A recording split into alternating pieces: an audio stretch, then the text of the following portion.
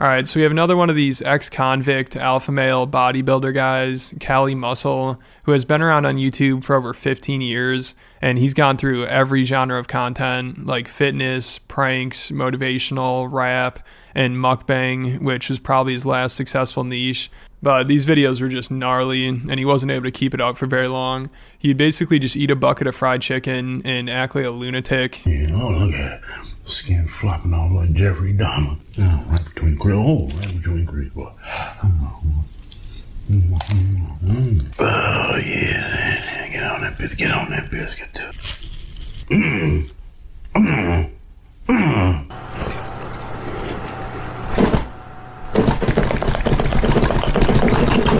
Yeah, so that was his content for a while, and it was getting the views. But then he had a heart attack, so he couldn't do that anymore. And then he decided to go on a diet of only watermelon. He claimed to eat only watermelon for a month straight. So he went from a diet of fried chicken to a diet of watermelon. I mean, he's really playing into the stereotypes here. But unfortunately, the watermelon content wasn't really getting him any views. And I think his fans, they just felt like he was getting too desperate. And also, like Wes Watson, his ego was getting out of control. Like at one point, Cali was well respected, but then, like usual, the fame and money and steroids got to his head, and he got a huge ego, which was really evident when he was at the gym during COVID, and the manager politely asked him to make sure he keeps his mask on, and Cali got all offended about that, and that the guy didn't know who he is. Cali, he used the line, "Don't you know who I am?" And then he tells the guy he must live under a rock because he doesn't. So apparently if you're not watching his TikToks of him molesting a bucket of chicken, then you're not in the know, according to him. I don't know where you guys are from, but this is Cali. No. So I'm totally got that wrong. No.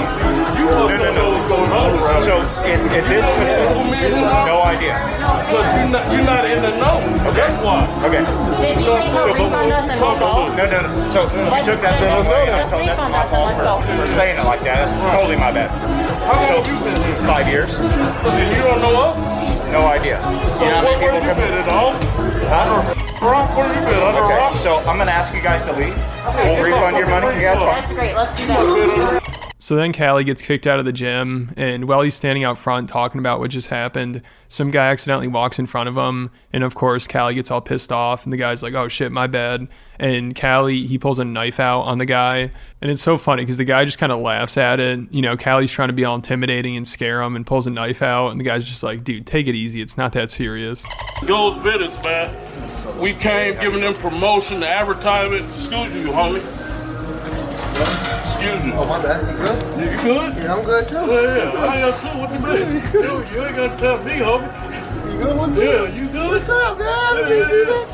Chill out, bro. Okay, Yo, go. you good? Hey, you know Joey Stacks? No, That's one of my homies. He comes stays with me all the time. My name's okay. J-Hop, man. All right. Cali, chill, dog. Huh? Ain't nobody like that. That's good. Go ahead, go ahead, Chill out, go man, a little ahead. anger. Chill All out. right, go ahead, dog. Chill out, Go bro. ahead, go ahead. Chill out a little bit. Y'all need you to tell me chill out. Chill out, man. I You don't wanna need talk? you to Let's tell me talk. chill out. Just go You on, talk. bro. I can take you put the knock down, all that. Chill out a little bit. Okay, go ahead. I don't chill out with nobody. Go on, homie. Chill out, bro. You keep on. You still talking, boy. What'd you say? You still talking. What do you want to talk about, bro? Don't put Nothing. the knife on everything. I don't You need don't to impress talk me, about homie. that. You I don't don't need to impress talk me, about bro. that. I don't need to talk about that. Talk to you like you impress me, bro. You don't impress me. Got a big Instagram following. It's like, Oh, you know, no, it's all good. good. Stay off on one. Let's go. Yeah, you still fresh. Yeah, surreal alpha male stuff there, you know, having to pull a knife out on somebody to try to scare them. And the most embarrassing part is it didn't even work. So around this time, I think is when things started to go south for Cali. And now that the mukbang content is over, he only gets like 10 to 20,000 views a video on his channel with almost 4 million subs. So basically all he tries to do now is extract as much money as possible from his dwindling audience. Like now he's trying to be a financial advisor, life coach, social media guru person. And he said God spoke to him and told him it's time for him to start helping his followers. Several months ago, God spoke to me and he told me I need to be here for the people. So I was reluctant because I know the people can be harsh. I decided to start a program, and in that program is to help you guys financially. And I started calling thousands of guys, and I learned that I was needed more than I'd ever thought. Since I started this program, I feel the most gratifying helping you guys. So in this channel, it will be about financial stability, how to get people financially secure so they could build wealth. And now most of his channel is just him trying to sell shit and promote products, or him talking about his haters or clickbaiting his own downfall. I mean, look at these thumbnails and titles for his last 5 videos. Like the first one says, "Is Cali Muscle a scammer?" Then "The End," and then "Keep going," "It's over," and then "Ultimate head shaver every man needs." So in between him joking about his downfall and talking about how he's trying to sell a course now, he's promoting a head shaver. And then his TikTok, it's all just him trying to promote products. Like almost every single video, it's either that or him addressing the haters. This is my second box and they just sent it and I couldn't wait. I was hitting them up like, where? Scary, spooky, hilarious, crazy. Scary, spooky, hilarious, crazy. And I don't know if you noticed there, but his eyes are a different color now, and it's not from wearing colored contacts. He had surgery to permanently change his eye color, which is just insane. I mean, this guy's off the rails. Like, there's a good chance he could have gone blind from it. I don't know how that's worth it. And afterwards, it looked like he could barely even open his eyes. It only been about a couple of hours, so my vision's still blurry because I got on they got it covering over my eyes. But man, they look so good. Yeah, so I'm sure it's probably hard to be a fan of this guy at this point. I mean, all the people that started following him when he first blew up, they probably just think it's sad to watch. I mean, most people, they just stopped watching, and the people that are still here are probably just like, what the hell is going on? You know, like 90% of the comments are just roasting him now. Like somebody said, this guy's getting eye surgery, staying at a Motel 6, and time to unsubscribe. My boy's done lost it. Dude's got 2 kids, but is willing to risk not seeing them ever again because he wants his eyes to be different. Cali's a special blend of narcissism. Yeah, and like Wes Watson, he's always trying to show off, and, you know, he needs to have fancy cars and a nice house and everything that he can't afford. I mean, he did this video where he's looking at a $5 million house and was seriously acting like he was contemplating buying it. But like basically every comment said, there's no chance he can afford this. So yeah, with the house come the horses. So got horse hands to take care of it. So, I mean, it's 3 acres. Got to show them the 3 acres. Like something that, you know, looks like something up my alley. You know, got the horses, love horses. I'll be riding the horses all over here. Kids that love the horses. Got the nice pool right here. And also like Wes, Cali's a massive liar. I saw he was on Fresh and Fit like 6 months ago, and the top comments are just pointing out how he's full of shit about everything. Somebody said, "I'm convinced Cali has never been real in his life, not even to himself. He literally doesn't even know who he is."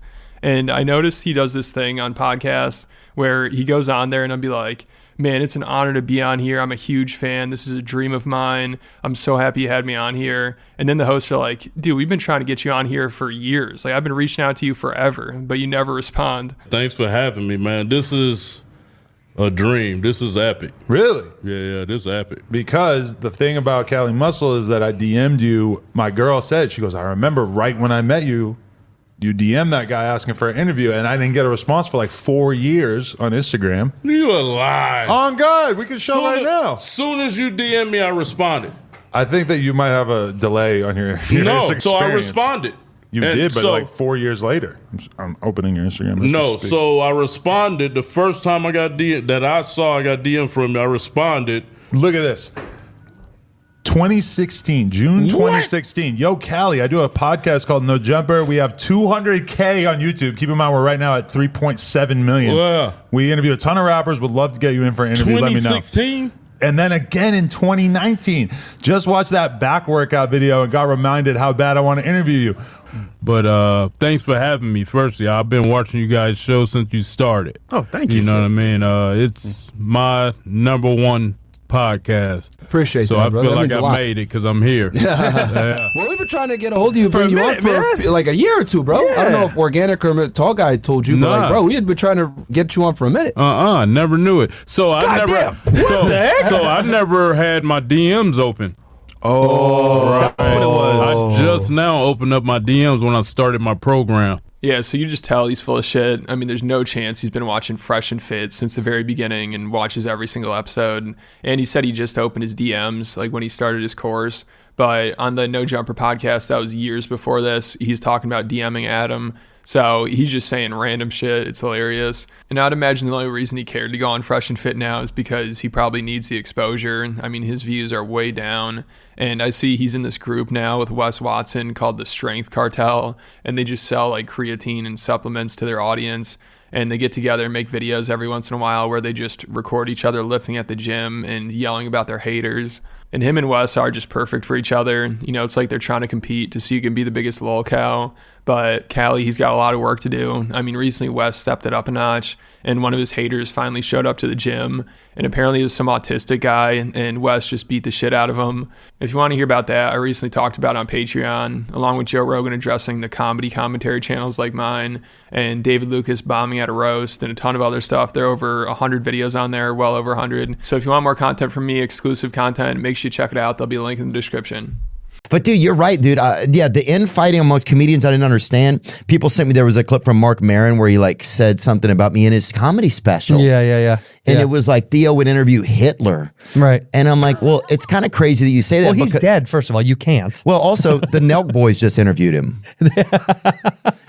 So what are we even talking about? All right, so Theo Von just had Andrew Santino on his podcast, and they addressed a lot of the drama and controversy that's happening in the comedy scene. And Andrew Santino is now calling for comedians to stop making fun of each other. You know, I think since he's been getting backlash for doing the Riyadh Comedy Festival, and Schultz put him on blast recently and is trying to cause shit between him and Rogan, Santino's now trying to de-escalate things and get everybody to chill out. Because during this podcast, he's like, I hate seeing comedians taking shots at each other. I just don't get why they do it. But he was one of those comedians making jokes about and criticizing the Rogan sphere, and had Mark Maron on and let him go off, which I think he probably knew would upset Rogan and possibly Theo too, because that joke from Maron's special about Theo was getting a lot of attention. I don't really think I'm on his radar. So something tells me you are. Oh yeah. Something tells me you are. So Santino's really good at playing both sides, but I think now the Schultz drama and the Riyadh Comedy Festival backlash scared him straight, because it sounds like he's probably done saying anything bad about the Rogan sphere anymore, and he's calling for a comedy ceasefire. He thinks the attacks have gone too far, which is funny because when comedians were going after the Rogan sphere, he'd egg it on and participate in it. But now that those same comedians are calling out people that went to Riyadh, he thinks they need to chill. Also, I think he's probably nervous about Schultz calling him out too, because that got pretty serious. You know, Schultz was trying to start shit between him and Rogan and him and Bobby Lee. So now he's trying to backtrack a little bit and act like he would never take shots at other comedians. I mean, he's like, I just don't understand it. I don't know why they do it. You know, it's an odd move to attack other comedians. But not too long ago, he was kind of doing that. I mean, you'd say he's just busting balls and it's not that serious, but you'd say that about the other comedians as well. Also, he knew joking about the Rogan sphere like this would obviously touch a nerve, because all the political stuff and interviewing Trump backfired, so they're really sensitive about it now. Like, Schultz definitely doesn't think Santino's just busting balls here. He thinks he's a two-faced backstabber. So it's just funny now. Santino's like, man, why are comedians going after each other? I just don't get it. And what I don't like is in the community, stabbing and going after other people in the community, because I just think it's an odd move. Tim got fucking interviewed by like CNN. Yeah. I was like, what in the fuck is going on? Yeah, we stay here. And I saw that they had Bernie on Schultz's show. Yeah. What the fuck is going on? He's not coming here. Bernie? I just think it's an odd move. I don't understand it. Go off. If that's how you want to live your life, enjoy the drama. And the fact that the community was attacking each other was very strange to me. That's how you hear all these things. Like fucking Trump is like, oh yeah, my son loves Theo. Yeah, that Twitter was like, give it up for Barron, the unsung hero, getting his dad booked on Trump and Rogan. We are living in the most dystopian version of comedy internet. It's the fucking weirdest bizarre thing in the world. I do think there's no necessary need to go after other people. I don't get it. But a lot of times it's not my war to fight or our wars to fight. So after Santino was complaining about comedians going after each other, Theo's like, yeah, I mean, Mark Maron made a joke about me in his special.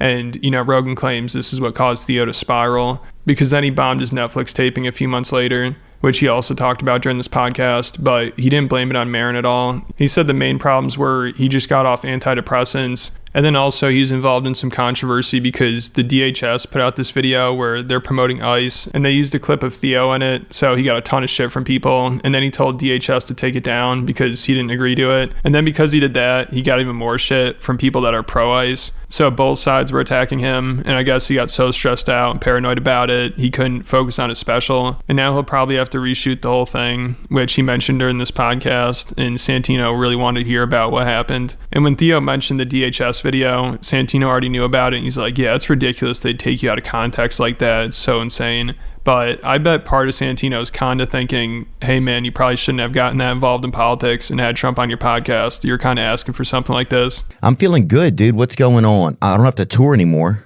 You're done. So for how long? We might have to retape my special, but you want to talk about it on the show? Yeah. I'm curious as fuck. Are you? Big time. Yeah, I'm totally okay talking about it. Yeah, I want to know. I mean, there was a lot of stress like going into it, you know? I switched off my medicine because I wanted to have a little bit more emotional, like a storyline. I wanted to be able to like kind of connect a little bit more in some moments. So that was kind of one thing. And then like the government put out this DHS video that made me really scared. The immigration video? Yeah. Talk about pulling that out of context. They're so good at that. They just took something that had nothing to do with something else, you making a joke, and then they're like, he's our spokesperson. You're like, what? I didn't sign up for that. Bro, and so I just got so much like hate stuff. I mean, a lot of it I didn't see, but I would just see enough where it was like, fuck, this is scary. And that Charlie Kirk thing had happened I think a couple weeks before. And so I started just getting real paranoid. Yeah. You know? Yeah. I started getting real paranoid at home. So Rogan acts like Maron's the one responsible for Theo's downward spiral and him struggling with his Netflix taping. But I think he's giving Maron too much credit. I mean, that joke definitely did affect Theo, but also I think Rogan was kind of looking for a reason to go off on Maron. You know, he said this is the reason why he decided to talk shit about him on his podcast. And he probably also wanted Maron to feel bad about goofing on Theo because Rogan acts like, how could anyone go after Theo? I mean, Rogan treats Theo like he's a puppy and, you know, like he's just an innocent dog that was trying to branch out a little, and then Mark Maron just zapped him in the neck for no reason. So I think it's possible Joe gets Mark to feel bad about this. I mean, also after the joke went viral on Mark's podcast, he's like, I guess we'll see if Theo can handle it. You know, it sounded like he might have been a little worried that Theo wouldn't handle it well. But also, he's really proud of the joke, too. And even Rogan said it was one of his best jokes. But also, of course, he thinks it's too far, and he just had to speak out about it. I know that the Theo Von clip has gone viral. I love that bit. I imagine Theo can take it. I don't know. I thought it was pretty good. I thought it was a solid, kind of acute busting of balls. But it was a joke, and it was funny. So we'll see. But that seems to be getting out there. Well, you know, when I decided to talk shit about Maron was after the Theo thing. After Theo kind of went off the rails. Yeah. And Theo went off the rails right after Maron put him in his special. Yeah. You know? You know my issue with that joke in the special? It was just like what Twitter says. Uh-huh. It wasn't even like a creative angle. It's not good. It was just like literally what every tweet would say. Meanwhile, it was one of the funniest jokes he's ever made because it's an impression of a really funny guy. And it's funny that Rogan exposed that this really got to Theo because Theo probably would have preferred to just play it off and not address it and act like it's no big deal. You know, comedians don't really want to let people know they're getting to them. Like, even when Theo brings it up here, you could tell he doesn't really want to seem that bothered by it, and he kind of regrets even mentioning it right away. But then Santino starts talking about it, which, of course, he thinks the joke was too far, and he doesn't understand why Maron would make a joke like that. But he also had Maron on right after the special came out and didn't have anything to say about it. And he thought it was hilarious that Maron was going off on other comedians, and he was kind of encouraging it. You know, out of all the podcasts Maron did to promote his special, Bad Friends was probably the one he talked the most shit about other comedians on. So it's just funny now Santino's acting like he's above it all and he doesn't understand why anybody would feed into this or why anybody would want to make fun of other comedians. But a few months ago, he didn't seem that concerned about it. So I bet the Riyadh Festival and Schultz calling him out is making him rethink things. And that's why he wants comedians to stop being mean to each other. Like, he really does not want any problems now. I mean, Schultz has Santino walking away with his tail between his legs. He really put this guy in his place. You know, he did this without even zapping him. But dude, you're right, dude. Yeah, the infighting on most comedians, I didn't understand. People sent me, there was a clip from Mark Maron where he like said something about me in his comedy special. Yeah. And it was like Theo would interview Hitler. Right. And I'm like, well, it's kind of crazy that you say that. Well, he's dead, first of all. You can't. Well, also, the Nelk Boys just interviewed him. Well, I think that's the other side of the Marin coin, which like Mark loves to start shit. That's like his. He whole loves thing. this right here. I shouldn't even have brought it up. Say, yeah, we know. don't have to. But I mean, he loves to start shit. Like that's a part of his. That's his discourse is talking shit. And a piece of me knows when we talk shit about people we love and we joke around about each other, there's love behind it. If you joke about somebody, if it's funny and it's in jest, it's obvious. And if it's not, it tends to be a little bit more obvious. And so I don't understand that kind of approach. I don't get it. But I also know we can all touch a lot of bases. But you're right. You don't deserve to be attacked on a special. That's very strange. I think even Mark would admit, someone I've known for a long time, not been close to, but we've known him from because of the store. Someone who I think he himself would admit, I would hope, that wasn't the best move to put you in a special. I mean, why? Why? I just don't know. I don't know if it's necessary. Maybe he just meant it as something funny, you know? Well, look, yeah, the core of it was probably him trying to write a joke about it, but I don't think you're close enough for that to have that kind of, you know. Or maybe to say, hey, what do you think about this? That would have been great.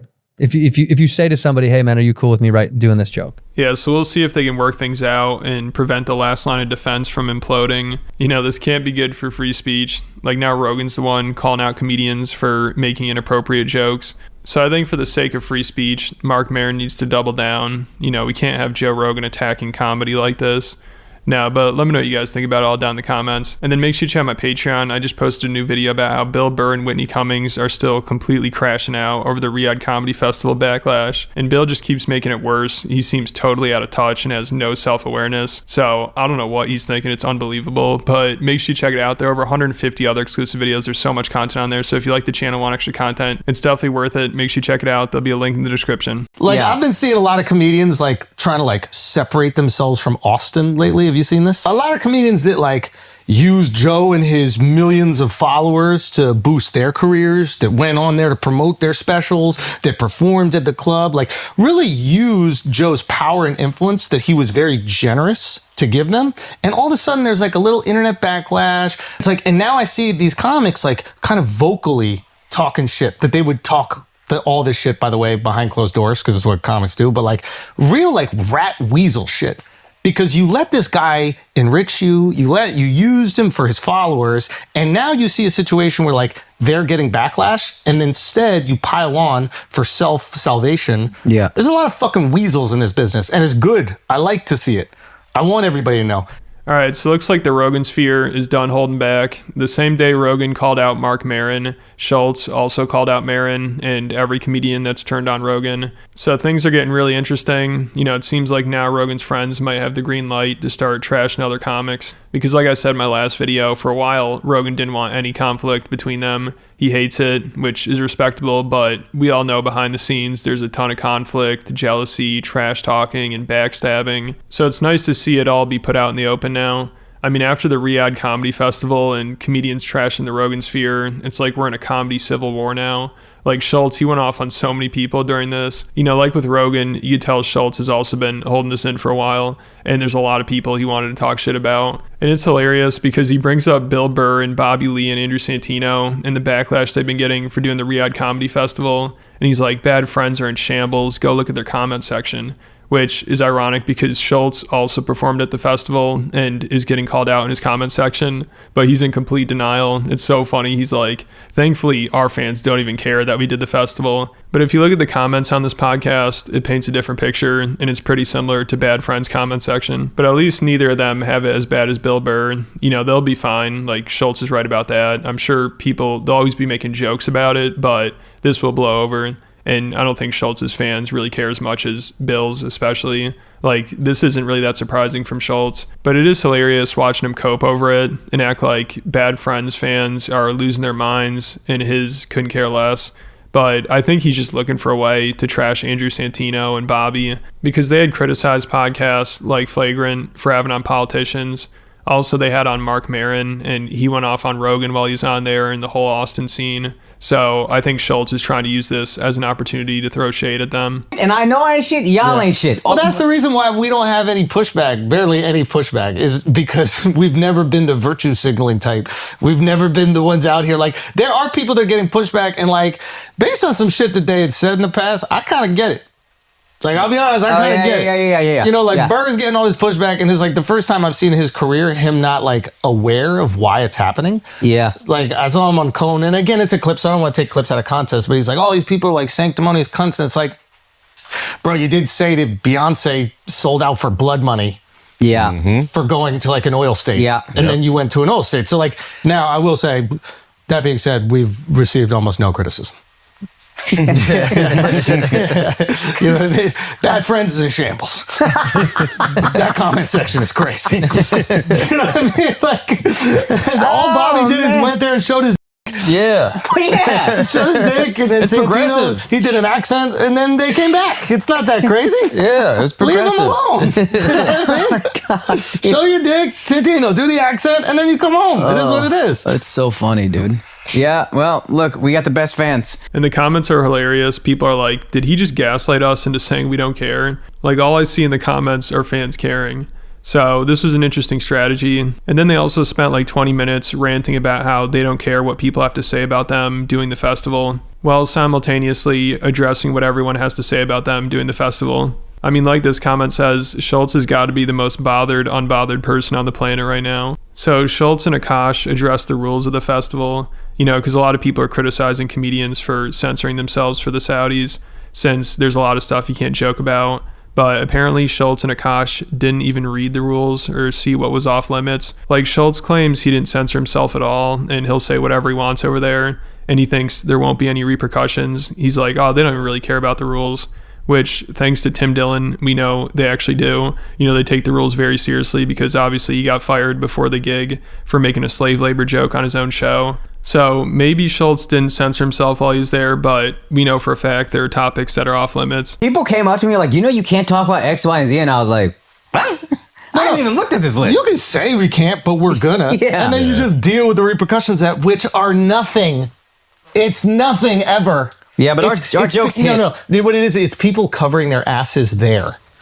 It's just like, it's like when you're like dealing with like a marketing campaign. And then they also started trashing comedians who were talking shit about the comedians doing the festival, like Mark Maron. And it sounds like Schultz refers to somebody else specifically here too, but he doesn't say their name. I think he might be referring to Gianmarco Ceresi. I think he was speaking out about the festival, and he also makes fun of the Rogan Sphere. That's the thing, when these fucking comics are like trying to be self-aware when they're shitting on us. They're like, just for the record, we didn't get an invite to the We know you didn't. Yeah. You can't perform outside of Brooklyn. Exactly. Like, you do musical theater crowd work. Yeah, exactly. You know what I mean? Like, your comedy isn't good. Why would they want you? Look at that audience of yours. I bet I can count the minorities on one hand. What a sacrifice to not go to the festival you weren't invited to. Yeah, they don't know you exist. It's not because you're a problem. It's not because you speak truth to power. Yeah. It's because you speak truth to upper middle class white people and 10 minorities who want to fuck upper middle class white people. Just pat yourselves on the back. Yeah. That's it. Go to a Mark Maron show, count the minorities. Exactly. I doubt you get to the second hand. Yeah, where are those minorities he cares so much about?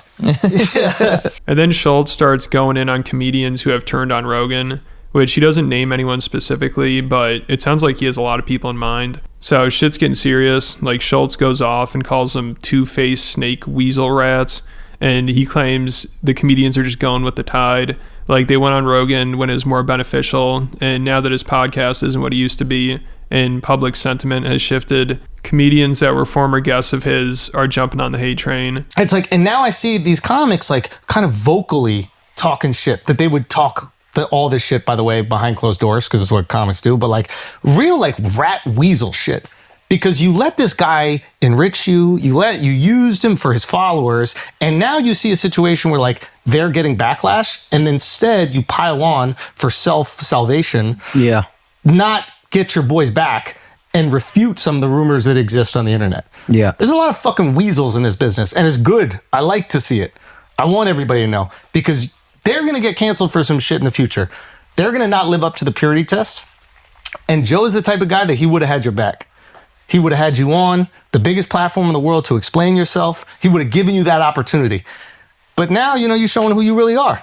Also, comedy scenes are comedy scenes. Like, Brooklyn was the most annoying comedy scene. Yeah. Probably still is. I don't need to perform there anymore. This thing is like they're going like all the comics and the whatever. It's like, listen, the majority of comics at a comedy club suck.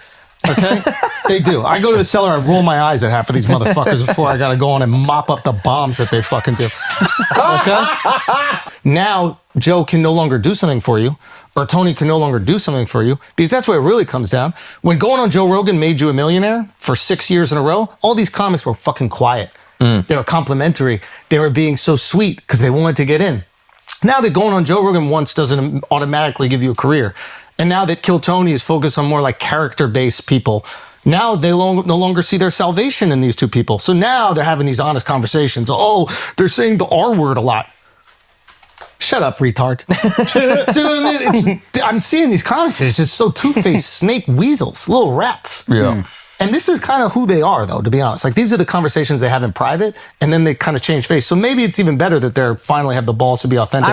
Yeah, so it sounds like shit's hitting the fan here. You know, those comedians goofing on Rogan really touched a nerve. Like, I figured it was getting to him, but I didn't realize it was this bad. And I'm not totally sure who Schultz is talking about, but at one point it definitely sounds like he's referring to Stavros Hakias, who's been on Rogan's podcast, but he's not someone whose career was made by Rogan. But Schultz refers to him because he did a podcast with another comedian, and I think she made a trans joke or something, and he called her out on it and said she had Austin brain. And that clip got a lot of attention. And Schultz also mentions how this person was on a podcast that's known for saying offensive stuff, which sounds like he's referring to Town. So I think he's definitely talking about Stavros.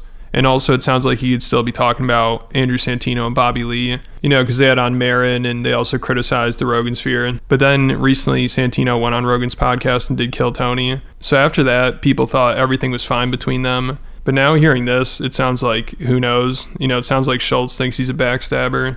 So also I think he could be referring to Anthony Jeselnik because he's been making fun of Schultz in the Rogan sphere for a while now, but I guess not as much recently, and those comedians seem to respect him a little more, so it's possible Schultz isn't thinking of him. And obviously, I mean, he's been on Rogan's podcast, but Rogan's not responsible for his career either. So then also I'm sure Schultz is thinking of Bill Burr and maybe Dan Soder. He's another guy that's been on Rogan's podcast before, and he's taken some subtle shots, kind of more so at the people that follow Rogan and the comedians that latch onto him, like Schultz. And then also he had on Mark Maron recently, so I'm sure that did it. You know, it sounds like if you have on Mark Maron, the Rogan sphere hates you. But none of these comedians owe their careers to Rogan. Like, I'm sure they really appreciate him inviting them on and would admit Rogan's very gracious to comedians and loves helping them out and seeing them succeed. But I don't think it's out of line for them to joke about or criticize Rogan just because he had them on his podcast once. I mean, obviously, I don't know what's going on behind the scenes, but I wouldn't say these comedians are stabbing him in the back. Even though it does seem like Andrew Santino might be a little two-faced. You know, he criticizes podcasters like Rogan and has Maron on, who's known for trashing Rogan, and really doesn't push back at all once Maron starts going off on him. But then when Andrew has something to promote, he'll go on Rogan's podcast and be nice to him and act like none of that happened. So also Schultz acts like all these comedians are just kicking Rogan while he's down and only trashing him now because it's popular. But there is a lot of valid criticism of Rogan, and his podcast has changed quite a bit. Like, some comedians, I'm sure, are jealous and just piling on because they sense weakness, but a lot of this is just cope. I mean, Schultz acts like the only reason comedians feel comfortable criticizing Rogan now is because his podcast isn't as popular, and it seems like he thinks it's out of line for comedians to make jokes about Rogan. I just think it's so corny. You use someone to enrich yourself, and the second they're going through something, you immediately abandon them, and then you could say nothing. Yeah. Yeah. But you have to act. Now you have to say something. You have to have a word. It's like, yeah, okay. Well, now we know who you are. Even though we always knew, now everybody knows who you are. And your fans probably... No, like, some of them I'm surprised by. Really? Some of them I'm like, I thought you were a stand-up dude, man. I thought you were a stand-up fucking guy. And you were not. Yeah, that is the epitome of a... What's changed? Because I feel like... They don't see their salvation in him. Comics are loyal to their salvation. Sorry, what are you saying? Like, I feel like when Rogan was in LA, it was everybody got along. It was really kumbaya in the comedy scene. Like, no one really attacked other comics, even if they disagreed with them. What has changed? This is my opinion. Joe Rogan was the way to make it for a 6 or 7 year stretch. It was like, you went on Rogan. I saw it happen to me. Like, going on Rogan, life changed immediately. Right? And when that was the case, all these comics were real fucking quiet. Nobody said a peep. No one said, and if they disagreed with something, they were just silent. Now going on Rogan once isn't going to immediately change your career. So then comics go, okay, well, I can't make it immediately off of Rogan. I can't make it immediately off Tony. I guess I'll sandbag these motherfuckers while, the internet is coming after them. I think that's what it is. I think it's purely, where is my salvation? And now they see their salvation as like, oh, I'm going to separate myself from the manosphere because there's so much criticism on the internet. And it's like, no, that's the time where you should lean into the people who helped you. That's the time where you should be a good, solid friend. That's the time where you should refute fake narratives about someone who helped you when you offered nothing to him. All these people that went on Rogan, they offered nothing to Rogan. He literally gave them a platform, and the biggest platform on the planet, millions of people that can go come out to your shows. You made millions of dollars off this guy, and now you're gonna fucking sandbag him, let other people come on your show to fucking talk shit about him? That is you don't want that motherfucker in a foxhole, put it that way. You know, and people know that. People know that at their core. Like, your fans might support you right now, but they know you're a rat. And, you know, and your time is gonna come, and then nobody's gonna be there to help you. And now you see all these little fractures and everybody ripping people in different ways. And then comedians having other comedians on their podcast and then forgetting how to riff. Oh, that fucking drove me crazy. It's like, all of a sudden, I don't know how to riff. Now your premise is offensive to me. Yeah, oh my God, you can't use that word. You used to be on a podcast that was like known for riffing about the most fucked up shit. Yup. And now all of a sudden, it's like, I don't know how to do comedy. That's a bad word. Yeah, what are you saying? Well, I don't understand what you're... So here's what you're trying to say. No, what I'm trying to say is a joke. Let me say the crazy thing and then let me land. It's funny. You white comics is acting like black comics is crazy. Cat Williams ruined it all. Shake, start talking shit. So shit's getting really entertaining now. I mean, it'll be interesting to see how comedians react to this. Like, between this and Rogan's last podcast, there's going to be a lot to respond to. So make sure you subscribe to keep updated and check out the Patreon. I just talked about how now MAGA's also turning on Rogan, and he's getting a ton of shit from them too. So he's just going through it, the poor guy. Same thing with Theo Von. He bombed at his Netflix taping and then got humiliated by a reporter he tried to hit on. I've been covering all that over on Patreon, so make sure you check it out. It's definitely worth it. I'll put a link in the description.